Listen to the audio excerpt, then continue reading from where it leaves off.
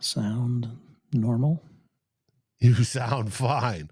Hey, everybody, it's Dave here. And Darren is sounding fine after a little bit of computer issues.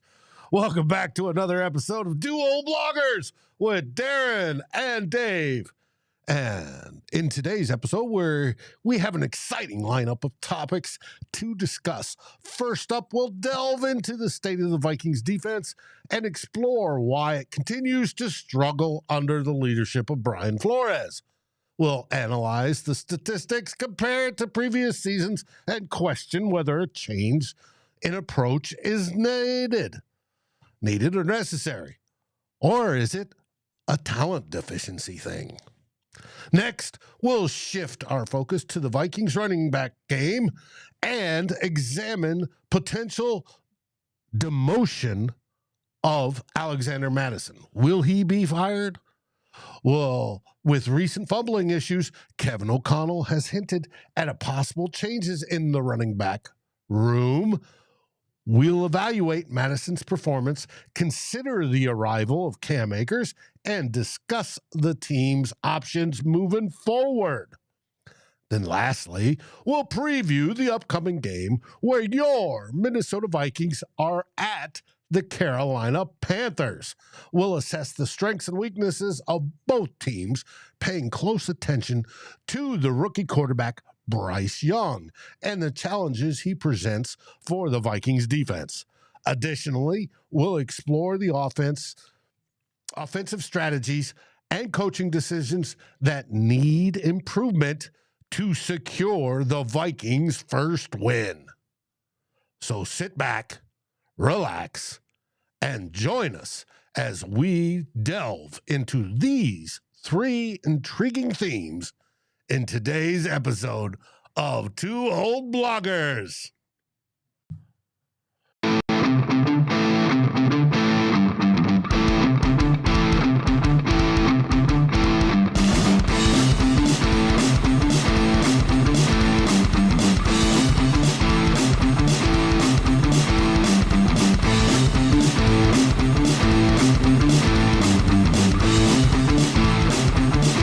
Vikings First and SKOL presents This Week in Vikings Land with Darren and Dave, your two old bloggers.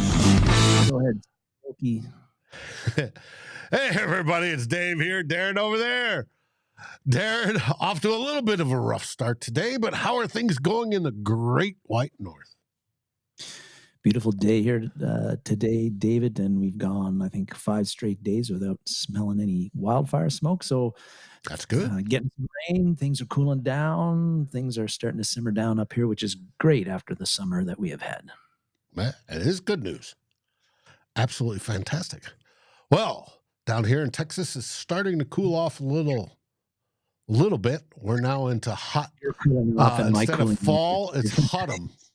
But today's still in the 90s, but next week we should be in the 80s, maybe even touch 70s for a high, which would be sweet. But there'll be rain those days, which is good. We need it.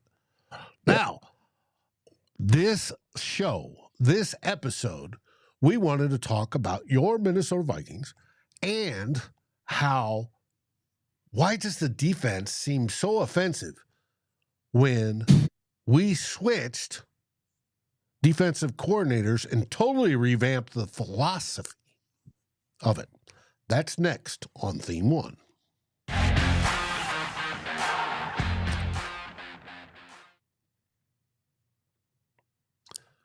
Why is the Vikings defense still offensive? Tell us. Yes, of course, my opinion, of course, but well, many times we've talked about on the show, Dave, like all about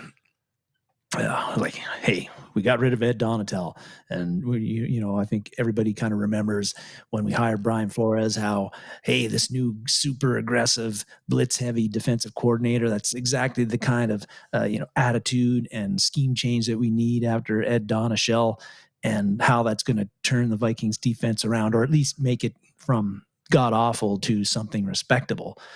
And I think, there was a lot of optimism, a lot of interest in seeing how the Vikings defense would perform under Brian Flores, as opposed to, the mad scientist blitz happy Brian Flores against the very timid, ultra non-aggressive Ed Donatel, last year's defensive coordinator.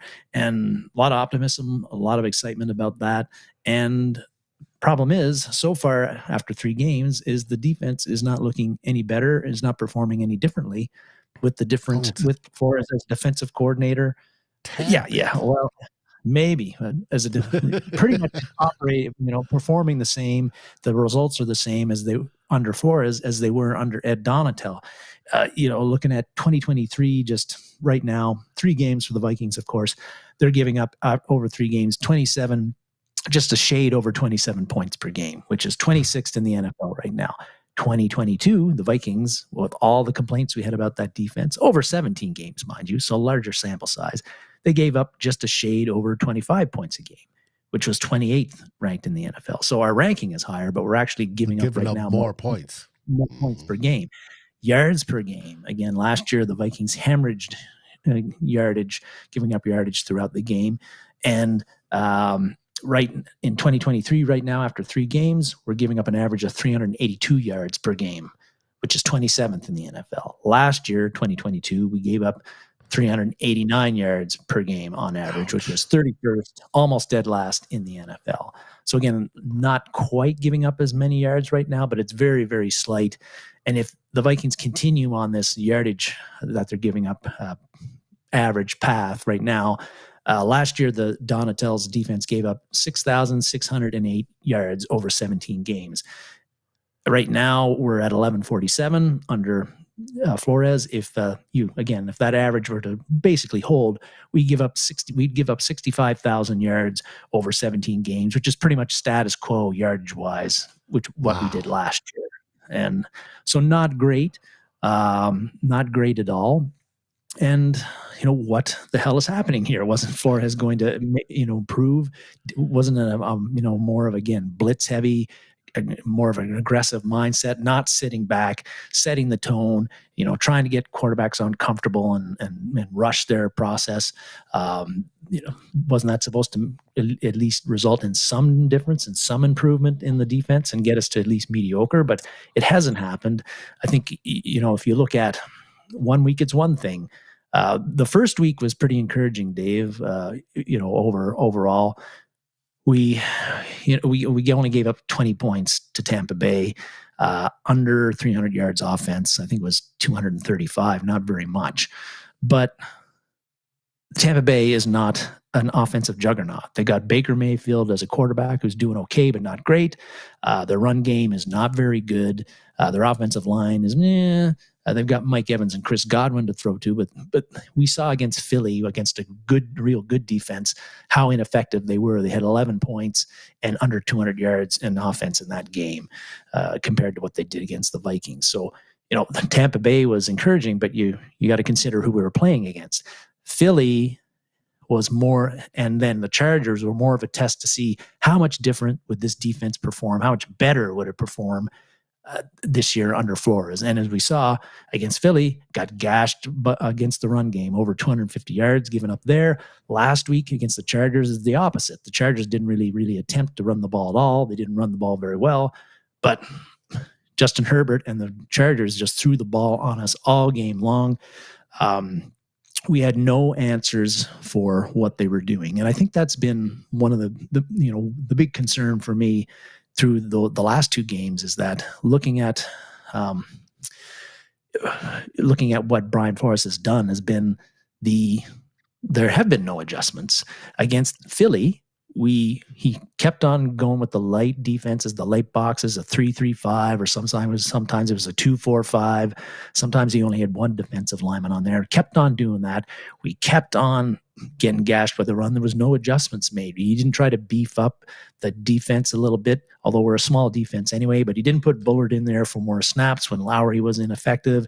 He didn't try to not run out so many safeties on there. And nothing changed. And against the Chargers, well, in that case, in that game, Flores blitzed well over 80% of the dropbacks that the Chargers had. And again, it was very ineffective. Right. 80%. I myself have never seen a defense blitz that much in a game. I think there was only one game that had more blitzes in the history of the NFL than that one. I mean, yeah, that's unbelievable. And, it's one thing if it works, but it didn't work. Like Herbert was, I think he was 34 for 40 for 317 yards and 3 TDs, no interceptions on those drop boxes where he was blitzes. So again, where were the adjustments? If that wasn't working, and it wasn't, I'm not saying don't blitz all the time. I agree with being aggressive and blitzing, but if it's not working, you got to try a few little different things. Like maybe sometimes you do have to drop 3, rush 3 and drop 8, as much as a lot of us hate it, just to give them a different look, make them think a little bit longer. Maybe maybe you could have shaded a defensive back or two toward Keenan Allen's side, considering he had 18 catches against us, particularly when Mike Williams went out in the second half with that knee injury, and he wasn't out there anymore for us to account for. So it was really Keenan Allen was the main guy. Again, we didn't do any of that. We had no answers for what Kellen Moore's game plan was, which was he saw that we were blitzing and that we had off coverage in a lot of those times. We weren't playing press man, so he was very content. I'm going to get the ball out of Justin Herbert's hands in like about two seconds, and I'm going to throw a short and take advantage of that off coverage. And it worked over and over and over and over and over and over. And over, yes. But I don't, even if you tried to change it up, now the bringing 3 rushers and dropping back 8, I can understand that as a change. But I don't think, what it comes down to me is I don't think we have the talent. If Marcus Davenport ever gets off his ass and actually plays, that may help tremendously, because now you have pressure on more than one side. Right now, Danielle Hunter's getting double teamed everywhere. He's going to anyway. Yeah, he's most likely going to anyways. But right now, offensive coordinators are simple, where you shade our coverage over here towards Danielle. We don't have to worry that much about on the opposite side, and we'll just go at it. They need something else to worry. The Vikings do not have that. And there's no cavalry coming to piggyback off of what was Justin's notes in his podcast this morning. They aren't coming. This is it. There's nothing. And that is so unfortunate. Anthony, the new Wyatt Davis, maybe who was the guy that we questioned whether he existed or not? Because he was on the roster. It was Brett Jones. Yeah, Brett Jones. Yeah, we didn't know, was this guy Sasquatch or what? His problem wasn't injuries. It was that Zimmer hated his guts and would not play him. Davenport, it seems that way. Jonathan, yeah, it'd be nice if somebody in the secondary stepped up. But we don't have the horses back there either. The strongest room is the safeties. And a few of them have done extremely well. Cam Bynum being one of them. Metellus has played well, even dinged up. Davy James is mentioned a couple of times, and he's talking about the talent level and like why Flores and what his blitz heavy ways, why it's not making any difference on the defense. And again, it's a talent level issue. That's what I think. And really, again, he does not have the horses to have an effective or even a mediocre defense at this point. Sad to say. And again, like you said, like you said, like Justin had said earlier today, there's nobody other than Davenport on the roster right now that you can say, plug this guy in instead of that guy, and you might, and things are going to turn around. We have to, I think, hope. And hope, as the saying goes, is not a plan. But we have to hope that some of these guys who aren't performing right now, Pat Jones, DJ Wanham,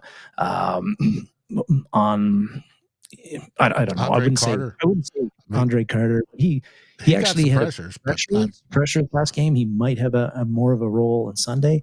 I hesitate to say that a Caleb Evans has been playing poorly. I think he's been playing okay. He's given up some big plays. He missed that interception, but this is where, Dave, the talent thing they'll go is this is where the draft and the develop, and the Vikings have failure to do that on the defensive side is really coming to roost, and it has come to roost since 2020. We haven't had a good defense since 2019, and right.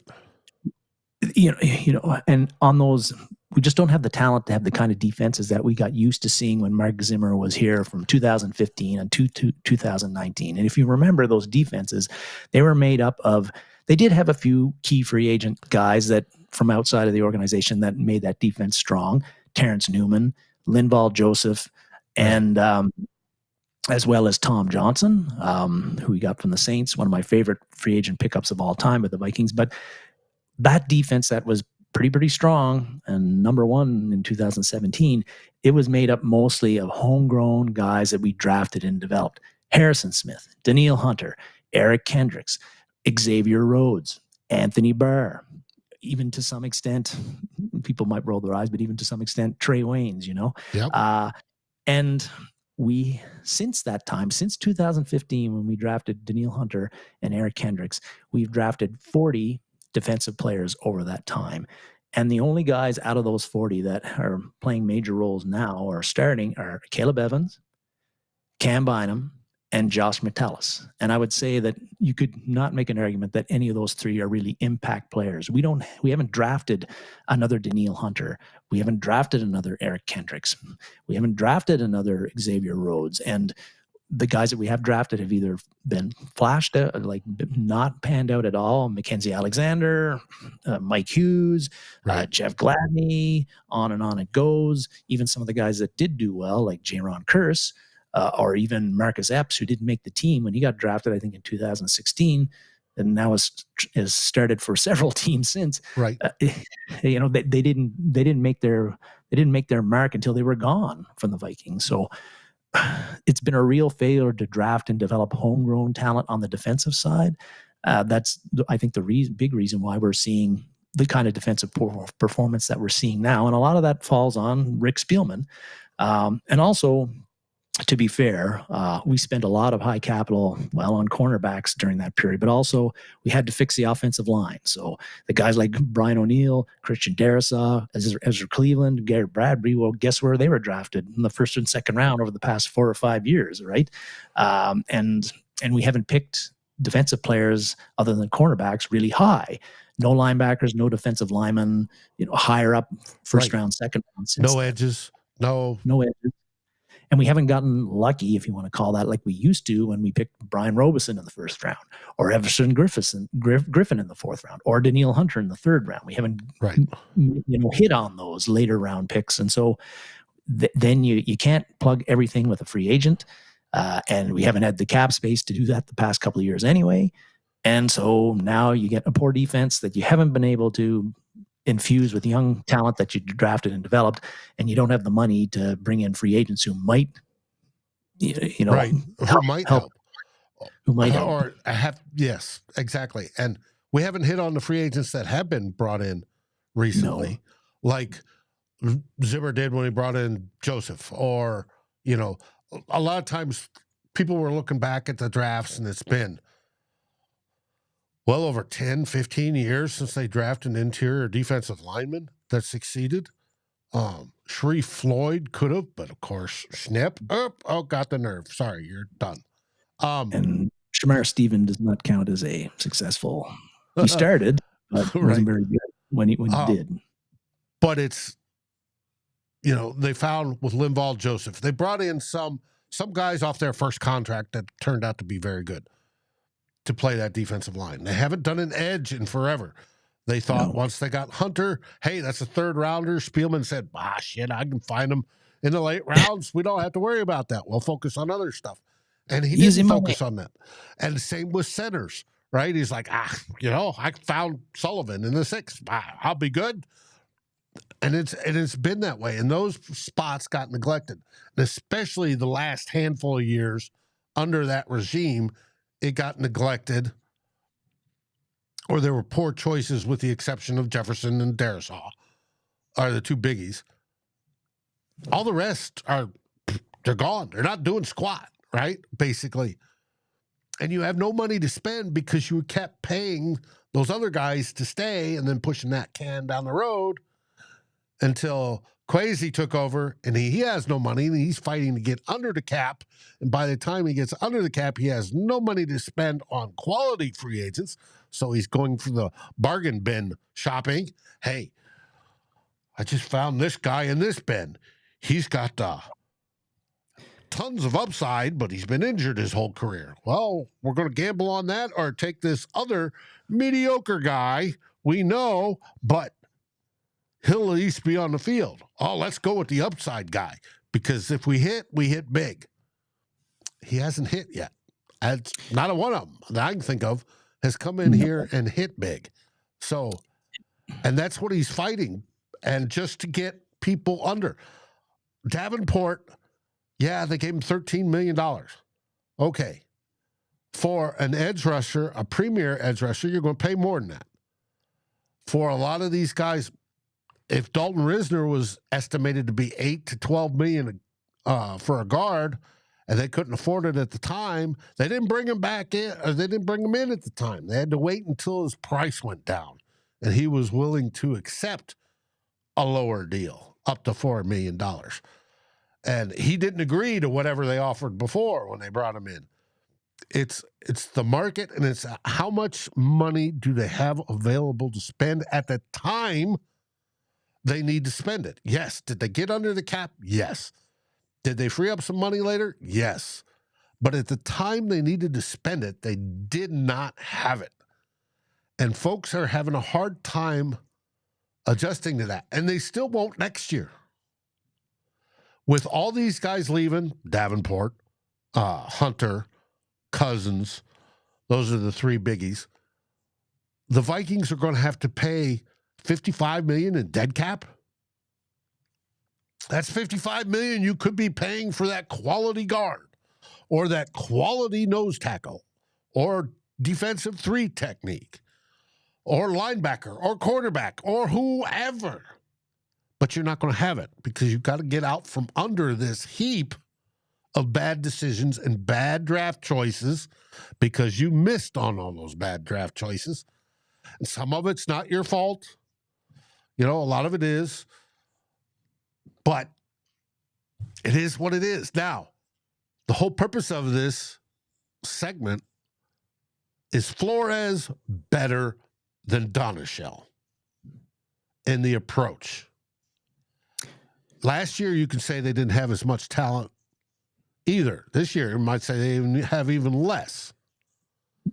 Depending on what you think of Eric Kendricks is at this point in his career, and letting a guy like that go, or Patrick Peterson versus Murphy. Yeah, yep, that's right.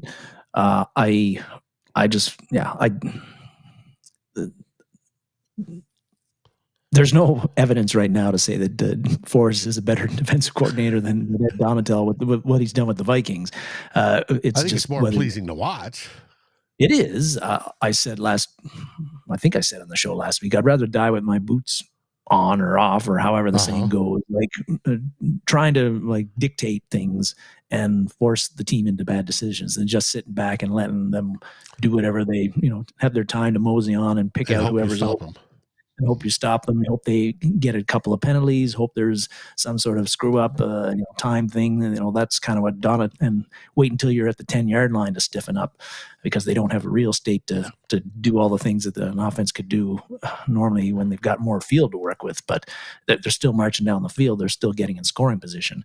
So I like Brian Flores' approach, and I think again with the right personnel, and also we got to remember is that this is the second year of the 3-4, and maybe a lot of these players were drafted as to play in a 4-3, and maybe that makes a little bit of a difference too. We don't quite have the personnel suited, particularly on the defensive line, to run an optimal a very effective 3-4 that Brian Flores would like to run. Kevin Seifert was saying, like, the fact that he's trying to blitz so much indicates that Flores doesn't think that he can create pressure with just the regular Russian 4 with what we got, Right. because it's just Daniil Hunter and Ivan Pace, and right now nobody else who can create pressure, really. So I think you don't necessarily want Pace to do it as a linebacker. But he sends Pace a lot. And Pace has been very good at it. Pace is a bright spot this season so far. He is, and that's the kind of things, even though he wasn't drafted, that's the kind of hits you have to make on young guys to get the defense. Maybe not this year, probably, and maybe not next year, but I hate to say it, but 2025, after you've some of your defensive players now, like Caleb Evans, Josh Metellus, et cetera, Pace, and some of the other guys you bring in as young players, they mature, they get better, they develop, and you draft and develop, and you develop those younger guys, cheaper guys that make your defense what it needs to be or what we'd like to see. But right now, if you're expecting, things might look okay this weekend against Carolina, we'll see.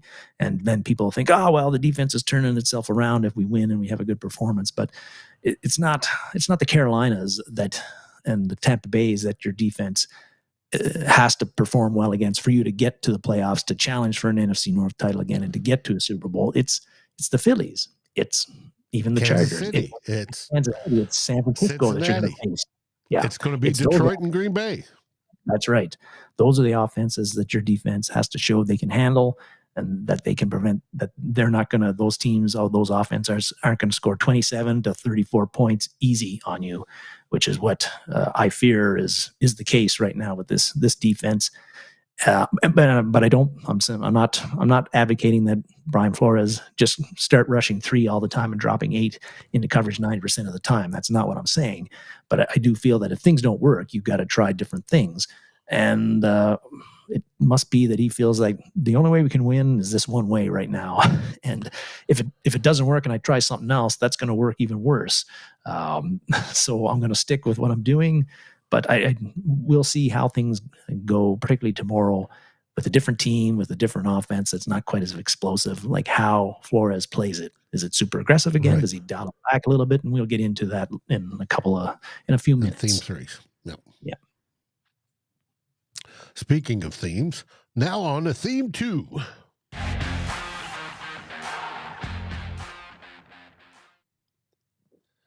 Is Alexander Mattison getting a demotion? Well, Kevin O'Connell is mad as hell, and he's not going to take it anymore, Dave. Captain Kumbaya this week, in his first media presser, he got asked about all the turnovers that the Vikings have been having, and the Vikings had developed a fumbling disease, particularly in the first 3 games, and they've got a turnover illness going on right now, and he was asked about that, and for O'Connell, he was uncharacteristically blunt about that and how they're going to fix it, and he basically said, well, if the guys keep on coughing the ball up, they're not going to play. We're going to put somebody else in who isn't going to cough the ball up, because it's killing us, and it has. Tough words particularly from O'Connell. But the fact is that of those 9 turnovers and 7 fumbles, Kirk Cousins has 3 fumbles, mostly not his fault, and 2 interceptions. Hawkinson has a fumble, and Justin Jefferson has a fumble out of those. Those guys ain't getting benched. Nope. Your scapegoat's on the screen. Yeah, that's right. So I don't know, but Alexander Mattison, who also has one of those fumbles, and actually probably should have 3 now. Right. He's put the ball on the ground a few times. It's just been lucky enough not to have been called a fumble. Yeah. Yeah. Well, last week was a bad call by the officials. Good call for the Vikings fans, but I thought that was the wrong call, not giving the forward progress one. Forward progress had been stopped. And then the week before, he'd fumbled and it got recovered by the Eagles. And but we got called for the penalty. So they didn't take it, or anyway, but he said should have 3 fumbles. He's also dropped 2 easy passes that could have been, pretty decent gains, trying to run before he caught it. And those are the kind of things when you're Alexander Mattison, if the Vikings really thought he's not like a top tier running back, we know that. And they paid him that way with the 2 years, $7 million deal. So a guy like that, who's not top tier, you're giving him a chance. The leash could be pretty short for a guy like Alexander Mattison, who's been a backup his first 4 years and has not proven that he can be the number one bona fide starting running back for an NFL team. However, he had a decent game last week. Well, and we're going to get into that too. But excuse me, hate to burp here, but should have went on mute. Well, you got that. I've got my allergies are just killing me, and my head is like a faucet today. but you would Mattison, I think, is with the way things have started for him. The Vikings are struggling to run the ball. Mattison is putting the ball on the ground. He's dropping easy passes. It's got to be tempting for Kevin O'Connell, looking at his 0-3 team, and to say, "Aha, Alexander Mattison, weak link. If we replace him, that can be maybe a little bit of a difference in improvement. We can get an improvement in play there. That can maybe be the little difference that helps us start winning these one-score games that we're in again instead of losing them." And so the Vikings brought in a potential guy who can go in there and take over that role in Cam Akers. They traded for him, of course, last week. Is that going to why Cam Akers is wearing a balaclava in September in Minnesota? It's not that cold yet. No, but of course he did go to Florida State. And I think he's from a warm Tennessee or something as well. Might be a little off there, or Mississippi, something like that. Anyway, he's going to be hurting come December. Yeah, well, he's not going to be playing outdoors in Minnesota when the home games are all indoors. U.S. Bank Stadium, 75 degrees. Practice outside. That's true. Yeah, for outdoor games. Anyway, I do think Akers didn't dress last week too soon, but he will be in there this week, and I expect that he might get 8 to 10 touches. I'm expecting that tomorrow against Carolina. That doesn't mean 8 to 10 carries, 8 to 10 touches. He could get. It could be a few screen passes as well. But I clearly, I'm pretty sure he's already been put in as the number 2 backup running back, and Ty Chandler is now number 3. So I expect Akers to get a few touches. What he does with those touches and what Mattison does with his is going to determine if there's a demotion. I don't think it's happening tomorrow. Mattison is going to be the starter. He's going to get the bulk of the carries. But if the Vikings, we should see Akers in the game. We should see Akers, and I think Akers can help the Vikings be a more dangerous offense. And he's a guy that I can't say I was displeased with Ty Chandler as what he's done so far. The fact is he hasn't gotten the ball very much, so we don't know what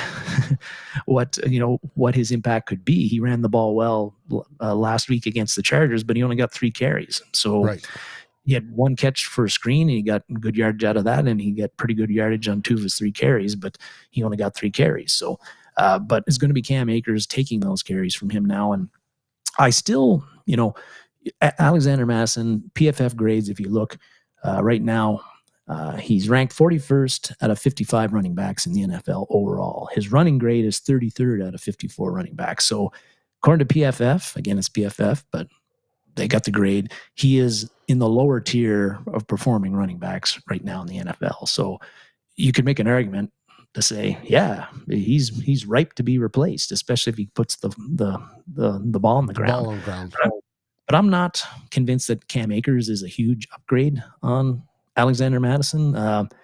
If you look at Akers, again, his stats, he's averaged 4 yards per carry in 3 and a bit seasons. Not any, actually, that's a little worse than Alexander Mattison, who's I think at 4.2. And not a huge amount more explosive plays. One of the knocks on Mattison, and it's not a knock, it's the fact, is that he's not a home run threat like Adrian Peterson was or Dalvin Cook was. His longest run ever has been 48 yards. But again, whether it's Akers, whether it's Mattison, like I said last week, is if the offensive line ain't opening holes for these guys, the Vikings aren't going to have an effective run game no matter who you got in there. And last week against the Chargers, they they run blocked much, much better. We had, I think, on 23 carries, 140 yards, which is like 5.5 yards per carry. That's excellent. Alexander Mattison had 20 carries for 93 yards. Again, that's really good. So that, I think, is Alexander Mattison, I think, can do the job. He's not Nick Chubb. He's not Dalvin Cook in his prime. He's not Adrian Peterson in his prime. But he can get the job done. And you can have an effective running game getting 5 yards a carry, 6 yards a carry, 4 to 8 yards a carry. That's what he did last week against the Chargers. Especially if they're all positive, and generally his are positive. Yeah. Last week, a lot of 8-yard runs, 9-yard runs, 4 or 5-yard runs. Those are all positive plays. Yeah, he's not getting tackled 2 yards behind the line of scrimmage. He runs hard. He's very rarely the first tackler takes him down. He's got those positives. And so I think that for me, we got Cam Akers in there. Let's use him as a change of pace, is something a little bit different look for defenses. But I think for me, I'd like to see more evidence, 2 or 3 games to see if Mattison, if he keeps on putting the ball on the ground, if he can't get if he has another 15 carry, 30-yard effort like he did the previous 2 games, then you're obviously, I think the offensive line would still be a big culprit to that, but you've got to try something else. But I don't think it's the time to demote him. And the fumbling thing is really uncharacteristic for Mattison, because up until this year, he had only, in over 400 carries, he'd only put the ball on the ground twice. So he's not a fumbler, at least not what I've seen in this first 4 years. Generally. Mm-hmm. Generally. So a little bit, I think, is it possible he gets demoted? And are the Vikings thinking about it? They're thinking about it. They're thinking about probably looking at all aspects of the team and all players, except for a few like Justin Jefferson, because you're 0-3. How good can you be? If you're 0-3, and you got to be looking to upgrade somehow at some places. And Mattison, with the way the running game has been, is an obvious choice. But I don't think it's right now it'd be the right move to do that.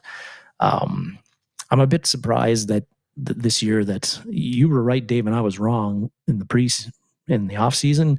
You were surprised. Not surprised by that, but I'm surprised that I thought that Chandler and Mattison would be a bit more even as to the distribution of carries. That Chandler would get 8 to 10 a game or something like that, and it hasn't worked out. Madison's got 39 carries, and Chandler has like 5 or 6 right now. So it's been Mattison toting the rock the whole time for the Vikings when they're able to run the ball, which hasn't been very much. Because they haven't been effective doing at it. But I thought that it'd be a bit more equitable between Mattison and whoever was the backup. I was hoping you had that quote synergetic style of committee where they all played off each other and all kept going. But I always thought Mattison is the type of guy you need to lather up. Once he gets lathered up, he starts busting plays. But you got to get lathered up. Now, I want to address Brian. Brian's worried running between the tackles hasn't been so good. Brian, I don't know if you've noticed, at least in all the grading metrics, our interior guys run block rather well, which tells me it's scheme and running back. So, I don't know. That's their strongest suit.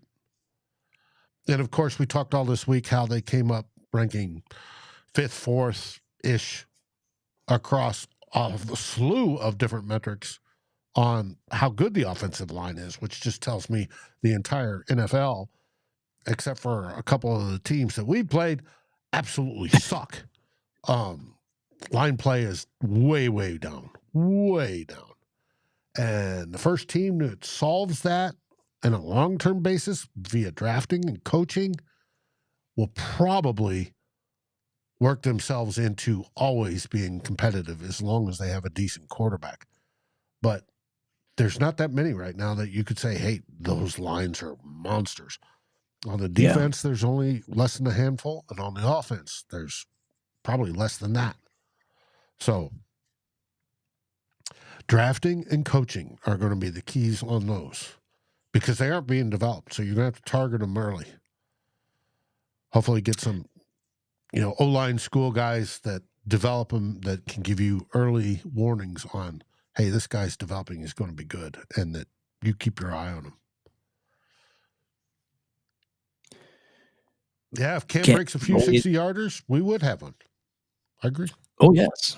But his longest run in his 3+ years is 61 yards. If you look at his other seasons, he had one 61-yard run and then not very long runs the other 2 seasons. Now, one of them, he only had 1 carry for the season. So maybe you could probably scratch 2022 or 21 out of there. But yeah, even though I don't think it's time to give Mattison like a demotion and put Akers up there, because what has Akers proven? I am looking forward to see it. Yeah, looking forward to seeing him in there and seeing what kind of juice he can add to the Vikings offense, which I think, despite what some people think, it could use a little juice itself. Oh, without a doubt. That brings us to theme 3.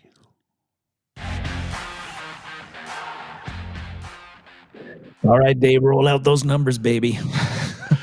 Here come the slides. Hey, we're doing right now the preview of the Vikings at the Panthers game. And we're going to start off with the injury report. In the first bit of it, the Vikings have Lewis Cine out. Lewis Cine pulled a hammy, according to coach. And it was in a warm-up or some sort of drill ahead of last game.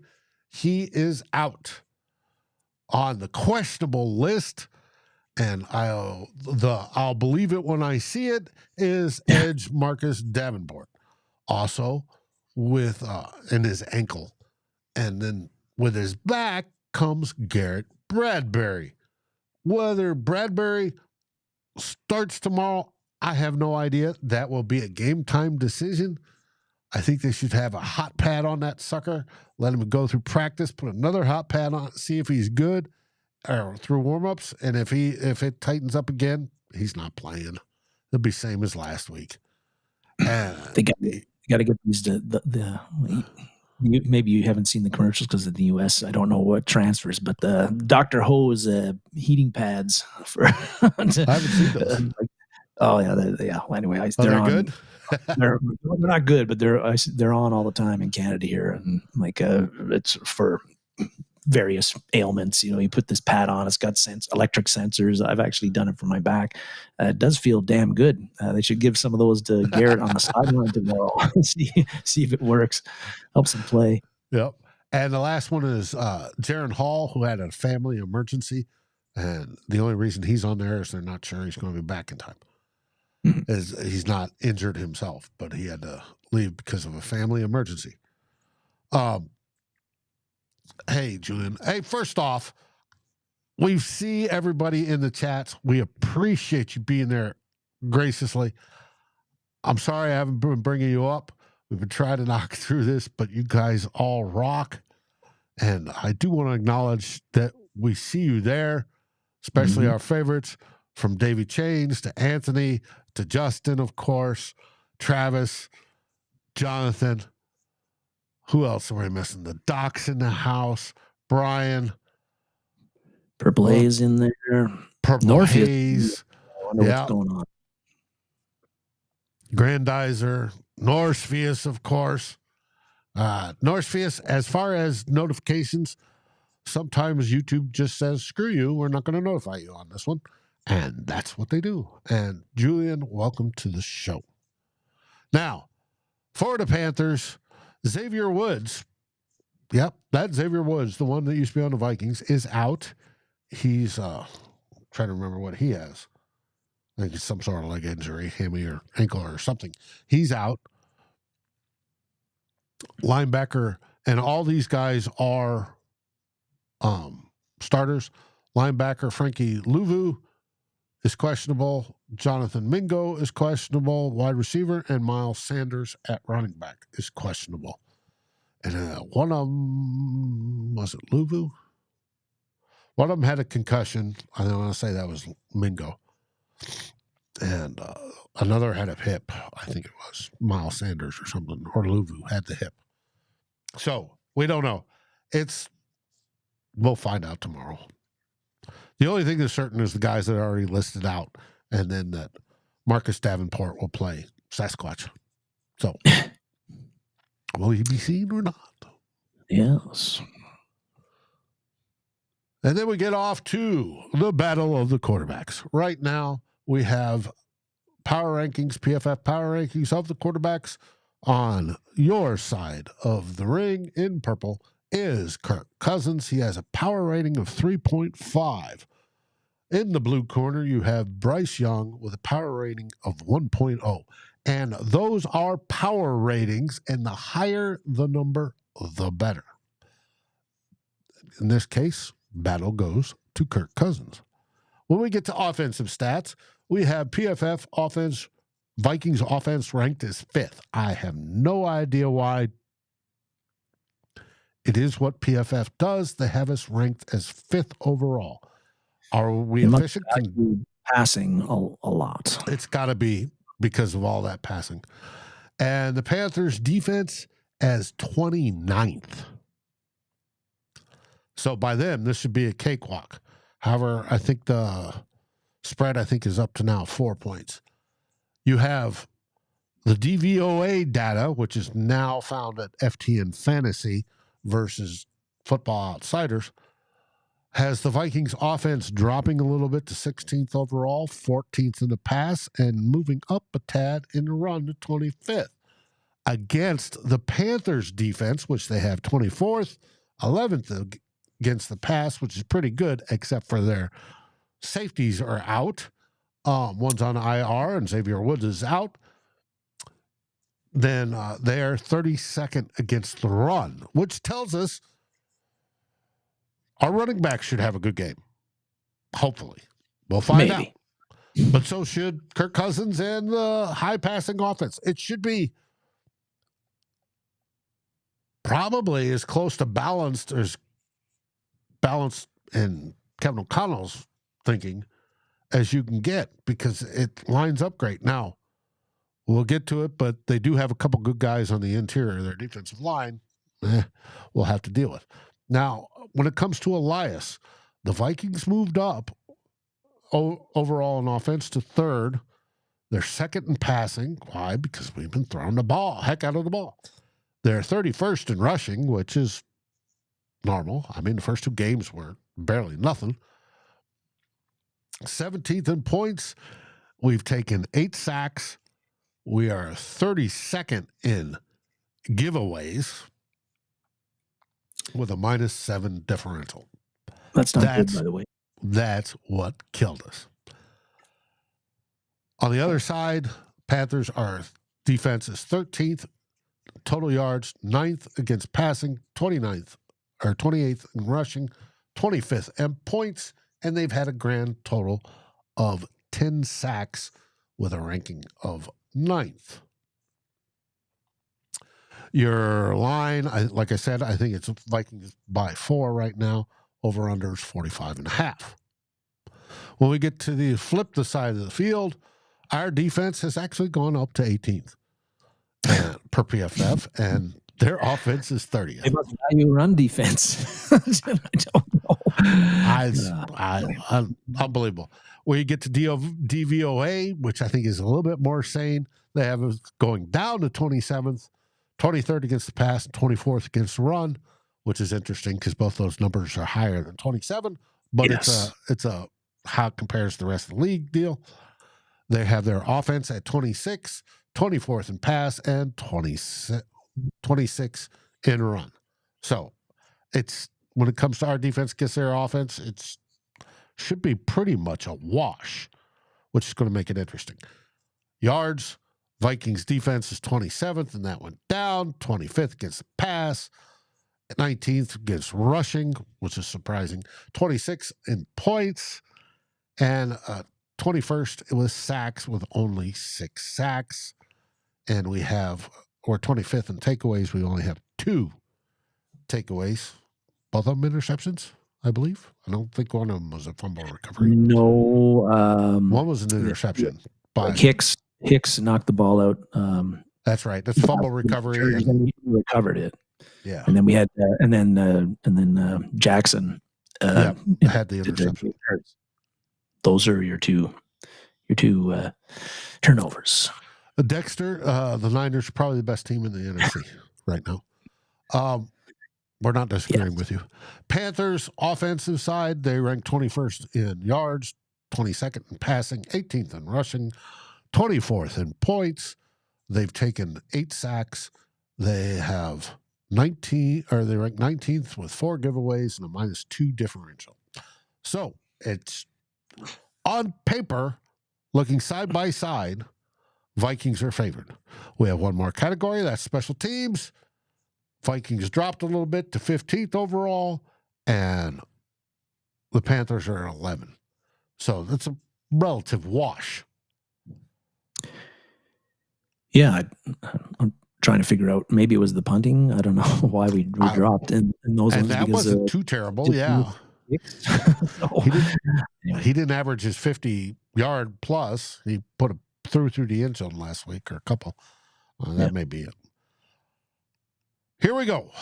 Bryce Young. We will be facing Bryce Young. We will. And that, if you're Brian Flores and you're the Vikings, I think based on Bryce Young's first 2 games, even though the first overall pick and all that stuff, a highly decorated career at college at Alabama and all that stuff. But if you're Brian Flores and the Vikings defense with the way they've been playing right now, you are really happy that Bryce Young is starting this game and not Ginger Andy Dalton, because Ginger Andy Dalton had the offense, the Carolina offense against Seattle last week, performed, I think, at a much higher level with him at quarterback than with Bryce Young the previous 2 weeks when they played the Saints, who have a very good defense, by the way, so that plays into it too. And then in the Falcons in the first game.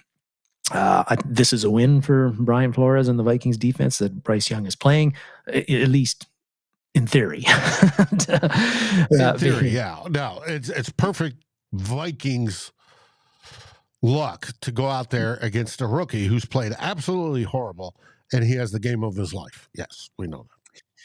Yes, we have seen that many times where the Vikings are, we're saying, yeah, man, the Vikings defense should really feast because we got the backup guy or this rookie guy we're playing against, or we got this backup guy like Cooper Rush, and then it doesn't turn out that way at all.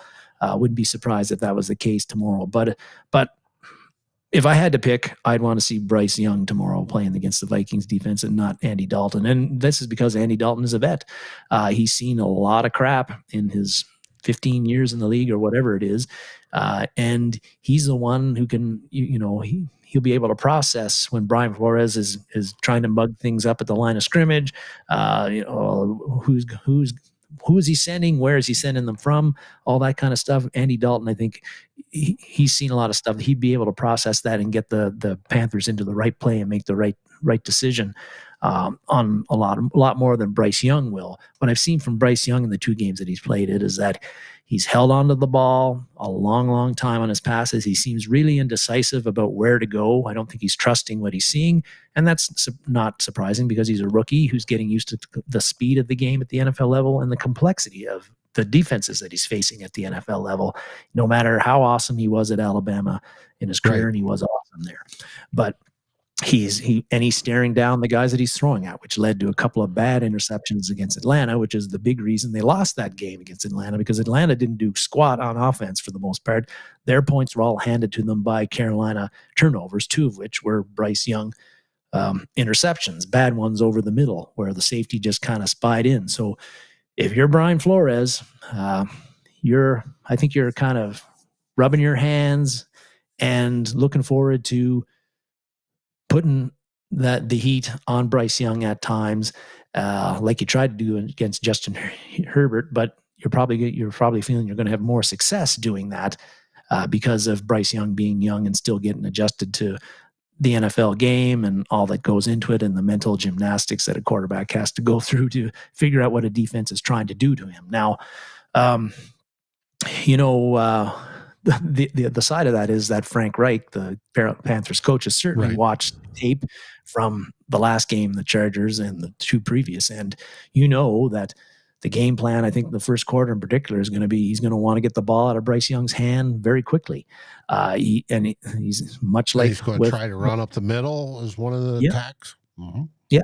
And he's going to test the Vikings run defense and try to get Miles Sanders and Chubu Hubbard into the game and see if the running game can take pressure off of Bryce Young on the passing game.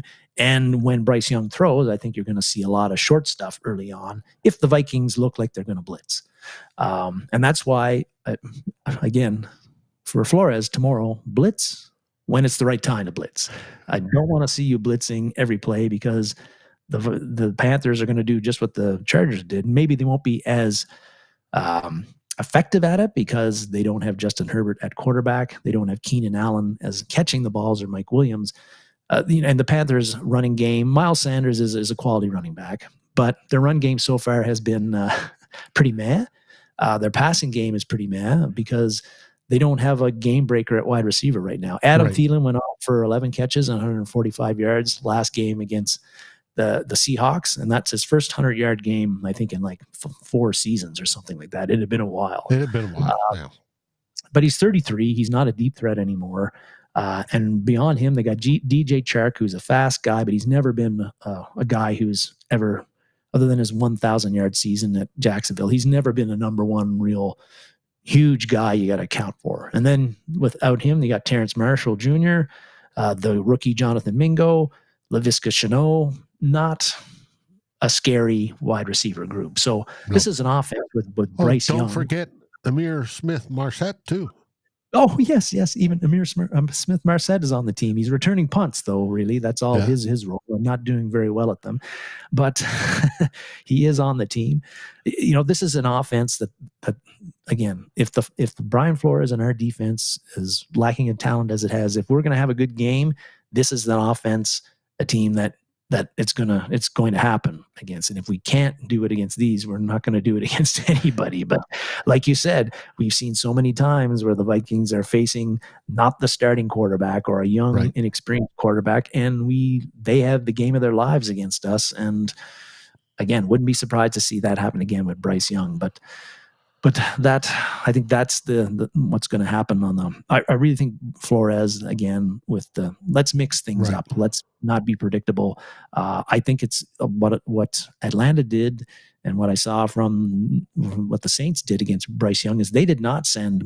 They didn't blitz him heavy. They depended on their 4 guys getting at it, and they dropped more guys back, 7 and 8 guys back in coverage, and they tried to force him to figure things out and figure out the coverages. And a lot of times he did not do that. If you're blitzing him, sure, you're taking away time, but you're also got less guys in the coverage areas and making it more obvious for Bryce Young on where to go with his reads, which might make the game easier for him. I don't know, but it's going to be interesting to see how Bryce Young reacts to whatever Flores does, and also what Flores does to Bryce Young. Like, is he going to do more? Yeah. Is he going to try to do more of the drop more guys into coverage in this case, because he thinks that actually forcing Bryce Young to survey the field and make decisions is actually is a better course of action on defense than just sending the kitchen sink at Young and forcing him. Yeah. Well, I expect a lot of the bringing everybody up and then and moving people around all over the place just to confuse him. Yes. Because he's going to see stuff he's never seen before. And that, I think, is the game plan. Now, on the offensive side of the ball, are we going to see Dalton Risner start in which position? I'm feeling confident that, and he did take first team reps in practice, or at least some of them. Both left and right guard. Yeah. I think the Vikings are just doing that because it's possible that either Ingram or Cleveland, anybody on the offensive line can get hurt, right? And so you want that flexibility for a guy who might not be your starter yet, but you want flexibility for all those guys to be able to move over to different spots if your one starter gets hurt and you feel the backup at left guard is not as good as the backup at right guard. So you switch one of your starters over to there, and then you bring the better backup into the spot. I think Risner will play, and and that it's going to be Ed Ingram that is going to be taking a seat or be standing on the sidelines. I think the Vikings have to do that. Ingram, again, according to PFF, he had an awesome game last week. Well, his overall grades were outstanding, but He it had was elite really running game. heavily weighted on his run blocking, which was like 91 something. It was and he was hurting people on the run. Yeah, and now on the pass, it was still the same old Ed Ingram, and so I think you got to. I think that is where the change has to be made. And again, Reisner, we've seen his grades. He's a stronger pass blocker than a run blocker, and with the Vikings still throwing the ball a lot, I think Reisner. If Bradbury is back to start at center, and then you've got Reisner at right guard in place of Ed Ingram, that may.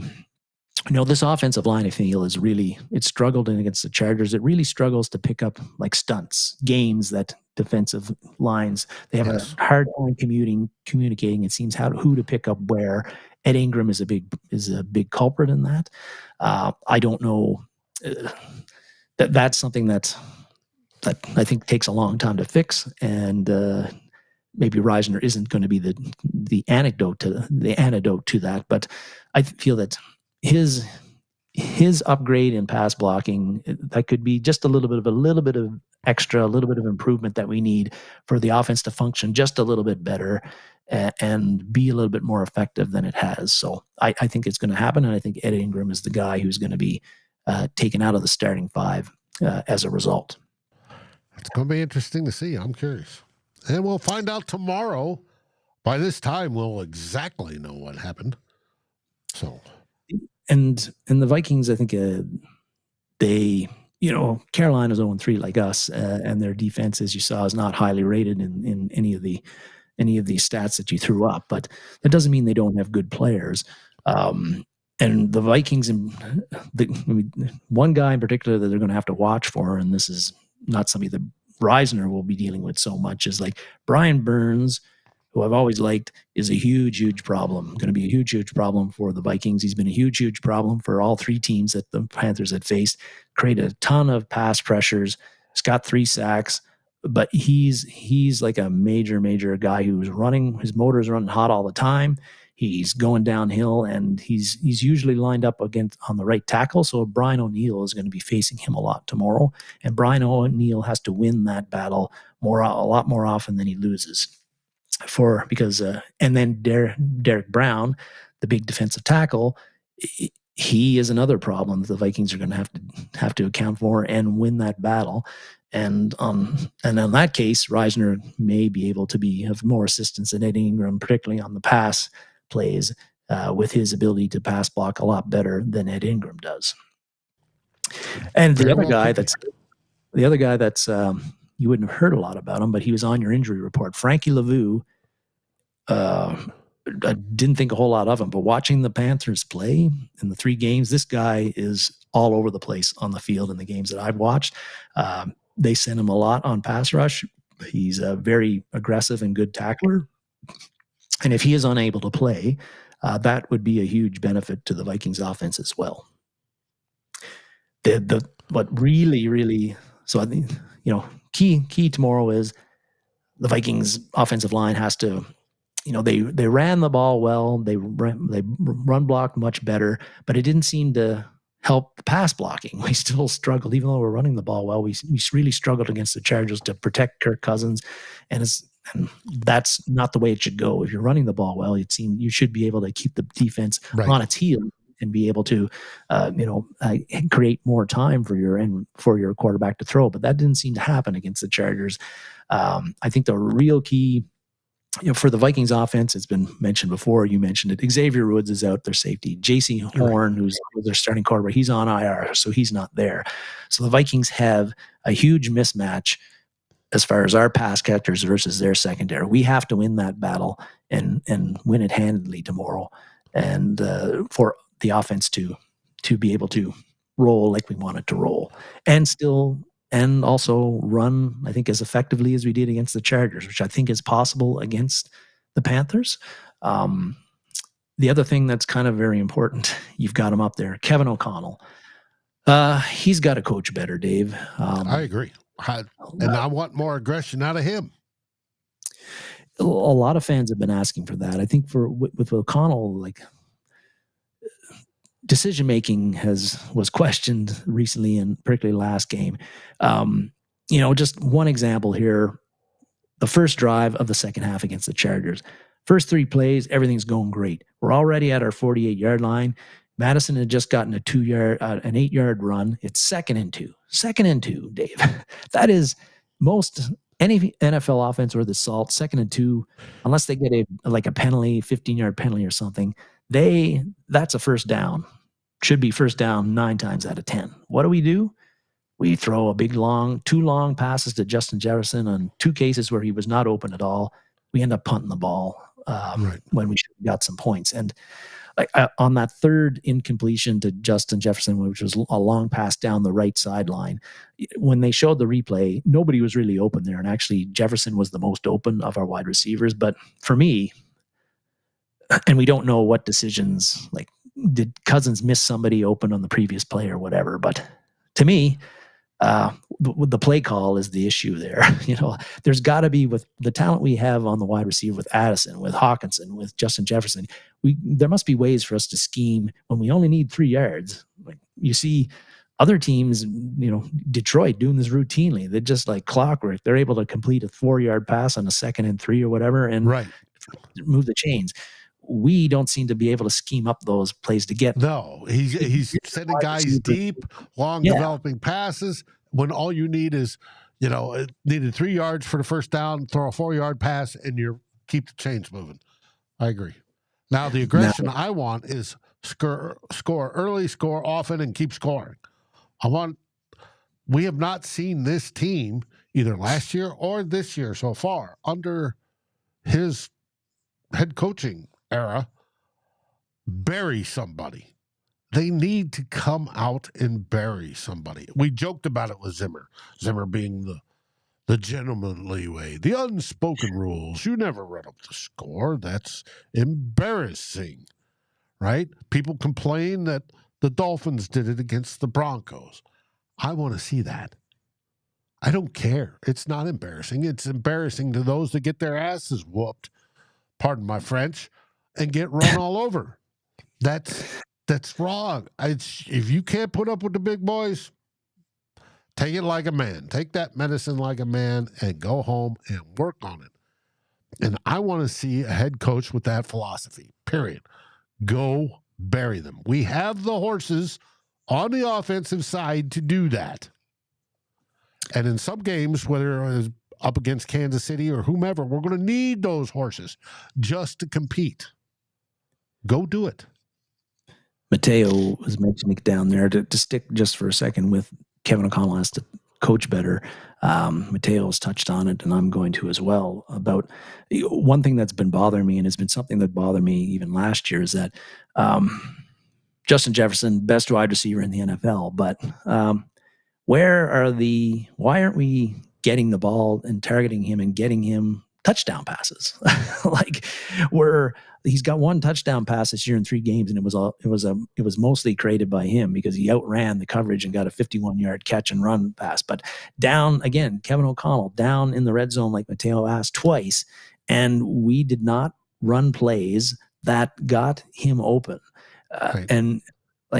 And I see that routinely. It seems like we let the defensive team and their coverage dictate where we're going the ball, which, I understand that, but there's got to be ways to, again, run plays, scheme, picks, rubs, whatever, to get Justin Jefferson, your best player, open in the end zone, in the red zone, to get him the ball and create a touchdown pass. And I just don't see it enough. And like Sean McVay, as always, finds a way to get Cooper Kupp the ball in the red zone, and everybody knows he's getting the ball. And when Devontae Adams was in Green Bay, how many times did we see him against the Vikings? A lot. Down the red zone, they found a way to get him wide open, even though you should have 3 guys on him, almost. Kevin O'Connell has not been able to figure out how to get Justin Jefferson open in the red zone enough the past last year and this year. And I think that's something he's got to work on. And again, we talked about it, but that whole business with that not clocking the ball and that last drive, like that was just, to me, was unforgivable. I know hindsight's 2020, but during the game, I'm actually yelling during the game when Hawkinson caught the ball. Okay, now clock it. You know, you don't want to keep it down there because you're not going to have time to run 4 downs anyway. You don't. Right, exactly. You need more time. Get set, get organized, call a good play, even if it gave the Chargers a chance for their defense to get organized. I'd rather us be more be organized than be as disorganized as we looked and then run what we did. Mm-hmm. Mm-hmm. I agree. Well, that brings us to the end of the show, and hopefully I can go find some more allergy relief. Oh, yeah. I appreciate everybody that's joined us today and put up with my sniffles, because literally the dust here is just killing me. It's not as bad as the smoke up there, and luckily you've got some rain, and that's starting to clear off. Few last words. Please remember Mary and your thoughts and prayers. She's back in the hospital. They're still trying to figure out what's up with her. We won't find out anything until after Monday. Hopefully she'll be able to watch the game tomorrow, and we'll feel much better after a Vikings win. No, we got to get, and Justin, Tonga, we have no idea. And what I'm sipping, I showed it, it's Herman Marshall Distillery Reserve. It's their Texas bourbon. I was hoping that the high alcohol content would help. And boy, do I feel the high alcohol content, but I do not. It's 123 proof. It's a very, very good sipping bourbon. So, should we sign Akeem Hicks? What do you think, Darren? Well, interesting that he hasn't been signed by anybody, but I've always thought Akeem Hicks is a hell of a football player, and he always played well against us. I would actually kick the tires on him and consider bringing him in, but he's not in his prime. But supposedly he doesn't get along with our defensive line coach. Is what I heard. Okay, well, not much chance. If he's not willing to sign here, there's not much chance that we're going to be able to convince him to come. So. Well, it depends how many of those much chances. Everybody has a price. That's true. I don't think we have enough to spend, but that's beside the point. Any last words, everybody? Well, just 0-3. And last week we talked about how if you go 0-3, your season's over. Of course, now I'm singing a new tune. It's just the old cliche. There's only been one team that's went 0-4 and made the playoffs. Like for the Vikings is just get that first win and move on from there, right? Like that's all they can do. I know it's daunting to look at it, and with the way things are going, you got 14 games left, and you look at it and you say, really, we got to kind of go like 9-5 or 10-4 if we want to make the playoffs. And this team does not look like it's good enough to do that. But you can't look that way. You can't think that way and these athletes don't. You just got to work on winning that first game and going from there. And you know what faces you the following week, but you don't worry about that because you got to beat the Panthers. And if anybody thinks the Panthers are going to roll over and be an easy win tomorrow, I don't know how many people would think that, but that ain't happening. This is going to be. I'd be shocked if we won by more than a touchdown. We're just not that good of a team, and neither is Carolina. And I think it's a pretty even game. Obvious mismatch. 0-3 teams. Yeah. Who's fighting for the basement? And you got another battle of 0-3 teams, where the Denver Broncos, who just had 70 points put on them, traveled to Chicago, and they are favored in that game against the Bears, because Chicago is one big, massive dumpster fire. Okay, Dave, let's say. Which I know, Dave, we're going to lose to Chicago. Yes. Yeah, let's say that we win tomorrow and we somehow win against Kansas City, and then we go lose to Chicago. Yeah. Well, that's why I want Chicago to win tomorrow against the Broncos, so that they'd have a win in case we're 2-3 going in there. Mateo reminds us that Adam Thielen, it could possibly be a revenge game. I'm not sure about him. Maybe his wife. But Not so sure. Now, what's coming up for us tomorrow? Approximately 11 o'clock-ish, if I remember correctly. Hop on over to Purple and Gold for Days, their YouTube channel. There, Justin Day will go live with his last-minute updates. He'll have all the who's in, who's out, all that sort of stuff, active, inactive, any last-minute news. He will be there for you in your run-up to the football game. And then live at the 2-minute warning, you have the Vikings First and SKOL team with hopefully Justin. You'll have Tyler, myself, and Jonas Stark from over in Germany. This season's champion, Jonas Stark. He'll be over and we'll watch the last 2 minutes with you and react live in time, either celebrating or venting like we did last week. So come join us. With that, buddy, what do we say? We say SKOL Vikings, baby. SKOL Vikings.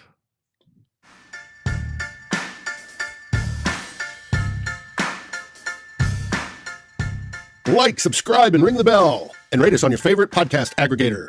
Darren and Dave, thank you for watching this episode of Two Old Bloggers. We look forward to seeing you on every show on the new Vikings First and SKOL. You can find our podcasts as part of the Fans First Sports Network. Sports takes for the fan, from the fan. SKOL, everybody!